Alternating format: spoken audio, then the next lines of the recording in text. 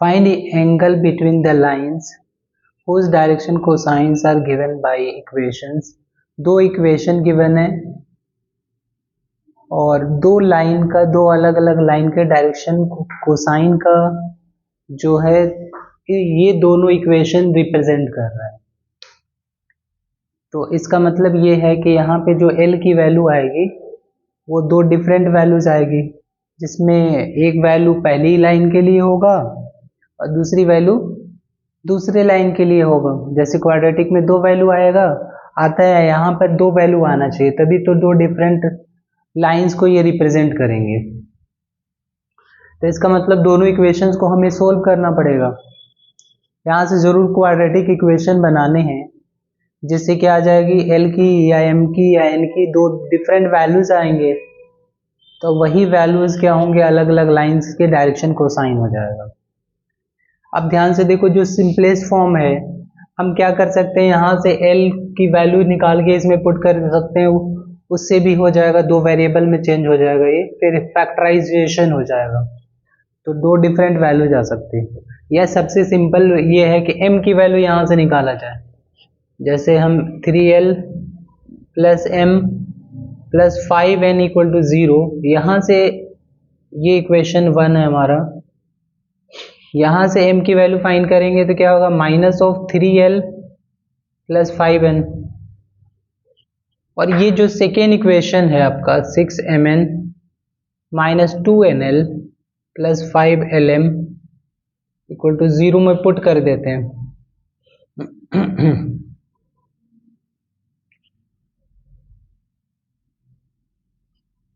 क्या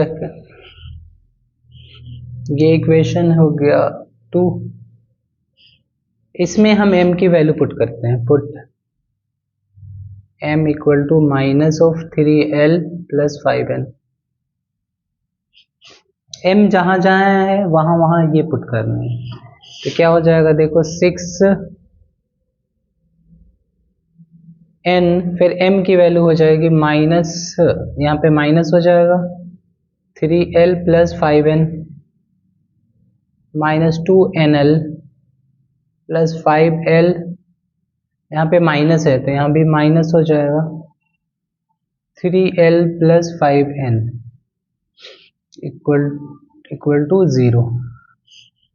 अब यहाँ पे सबको मल्टीप्लाई कर देते हैं, माइनस कॉमन निकाल लेंगे तो और ज़्यादा सिंप्लीफाई हो जाएगा, तो यहाँ पे माइनस कॉमन निकाल या -1 से मल्टीप्लाई कर दो,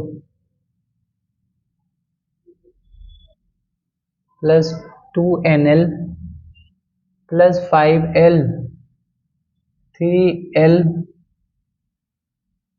प्लस 5N इक्वल टू 0। अब पूरे ब्रैकेट को मल्टीप्लाई कर लो कितना हो जाएगा, 18NL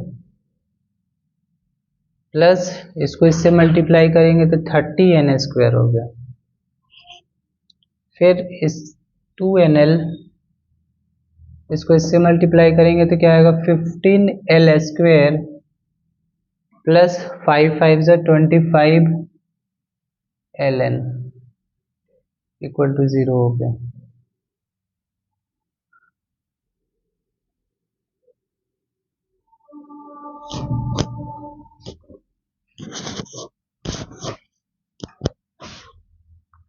इस वैल्यू की जरूरत पड़ेगी हमें, तो यहाँ पे लिख लेते हैं M इज इक्वल टू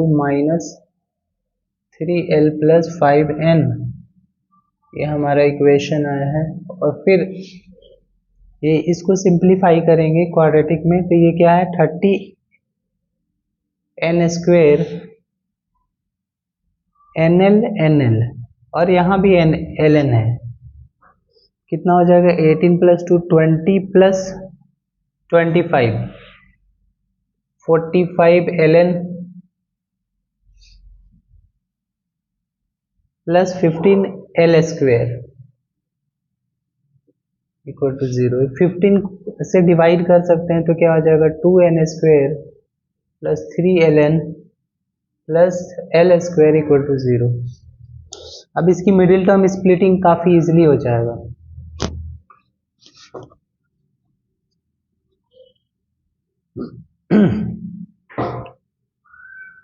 इसको हम मिडिल टर्म स्प्लिटिंग करेंगे तो 2ln plus ln plus L square equal to 0। यहाँ से 2n कॉमन आएगा तो यहाँ पे बचेगा n प्लस l, और यहाँ पर कॉमन आएगा l तो n प्लस l,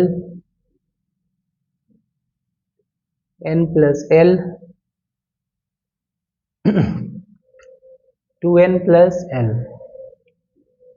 यहाँ से l की दो डिफरेंट वैल्यू आ जाएगा, ध्यान से देखो, यहाँ से आ जाएगा l की वैल्यू, इसको 0 पुट करेंगे तो माइनस l n आ गया, यहाँ से पुट करेंगे तो माइनस 2n आ गया। ठीक है, अब ध्यान से देखना आप लोग, l की वैल्यू इसमें पुट करेंगे तो m की वैल्यू आ जाएगी, क्या आ जाएगी देखो, माइनस 3l माइनस 5, हमें l की वैल्यू पुट करनी है माइनस n, तो माइनस 3n प्लस 5n, तो m की वैल्यू भी n के टर्म में आ गया, क्या आ गया, माइनस 2n आ जाएगा। ठीक है, यहाँ भी m की वैल्यू निकालें, यहाँ पे माइनस 2 पुट करके तो कितना आ जाएगा, माइनस ऑफ 2 3 जो 6, माइनस 6n प्लस 5n, तो यहाँ से n आ जाएगा।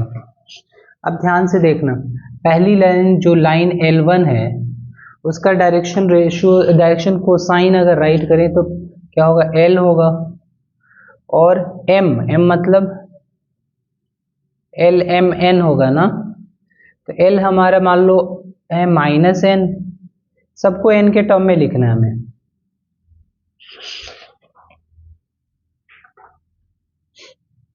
ये माइनस n हो गया, और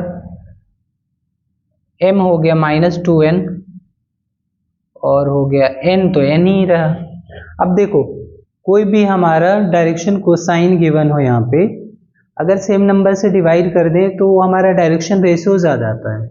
जैसे ये सोचो कि डायरेक्शन कोसाइन है 1/√3 1/√3 1/√3, तो मैं सबको √3 से मल्टीप्लाई कर दूं तो क्या हो जाएगा, 1 1 1, ये डायरेक्शन रेशियोज हो जाता है। सेम नंबर से डायरेक्शन कोसाइन को डिवाइड करने से वो डायरेक्शन रेशियोज बन जाता है, मल्टीप्लाई कर लो डिवाइड कर लो जो भी कर लो। ये इसको हमने क्या करा, √3 से मल्टीप्लाई करा, या 1 क्या कर लो आप, उसको सेम नंबर से मल्टीप्लाई डिवाइड कर सकते हैं हम, तो डायरेक्शन रेशियो जाता है। इसको मैं डिवाइड कर रहा हूँ माइनस n से, तो ये कितना आ जाएगा, 1 2 और माइनस 1, ये हमारा डायरेक्शन रेशियोज आ गया। रेशियोज क्यों बोल रहा हूँ मैं, क्योंकि इसके स्क्वायर का सम 1 नहीं है, अगर स्क्वायर का सम 1 होता है तो ये डायरेक्शन कोसाइन ही कहलाता है। लाइन 1 का डायरेक्शन रेशियोज ये आ गया, जो सिमिलर जो लाइन 2 होगा उसका डायरेक्शन कोसाइन LMN है, तो L हमारा कितना है, माइनस 2n, m है हमारा n है, और n तो n ही है। अब इसको मैं मान लो मैंने n से डिवाइड कर दिया, तो माइनस 2 1 और 1 इसका क्या हो गया, सेकेंड लाइन का डायरेक्शन रेशियोज आ गया। अब जब डायरेक्शन रेशियोज आ गए तो उसके वेक्टर के बीच का एंगल हम फाइंड कर सकते हैं।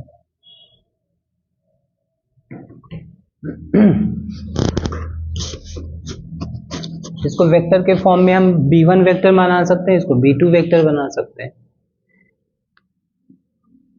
तो b1 वेक्टर हो गया I plus 2j minus k, b2 vector और minus 2i plus j plus k। आपका लाइन का इक्वेशन ये होता है ना, r equal to a plus lambda b। तो जो b वेक्टर होता है गिवन लाइन के पैरेलल वेक्टर होता है, तो b वेक्टर का ही डायरेक्शन रेशियोज हमें लेने होते हैं एंगल फाइंड करने के लिए। अब इसके बीच का एंगल फाइंड करना है, सीधा cos थीटा लगा दो।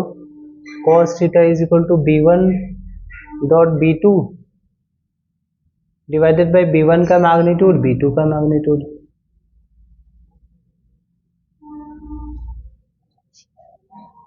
तो कितना आ गया, डॉट प्रोडक्ट करेंगे तो -2 + 2 - 1 डिवाइडेड बाई पहले का मैग्नीट्यूड 1 का स्क्वायर 2 का स्क्वायर -1 का स्क्वायर।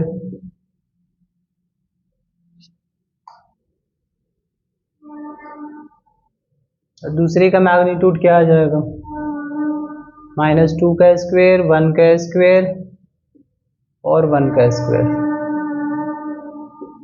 यहाँ से 2 2 कैंसिल हो गया, -1 आ गया। 4 + 1 + 1 √6 × √6 6 आ गया। फिर theta is equal to cos inverse हम लिख सकते हैं -1/6। ये हमारा फाइनल आंसर होगा।